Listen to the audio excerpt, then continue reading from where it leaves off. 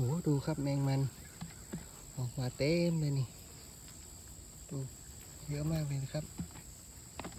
โอ้กำลังออกมาเต็มเลยเห็นไหมครับโคนนี่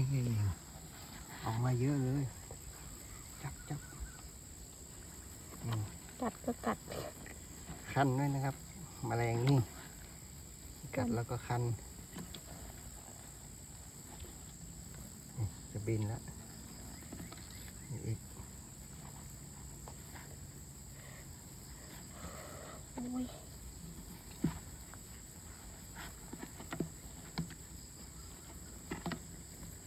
ันใส่ขา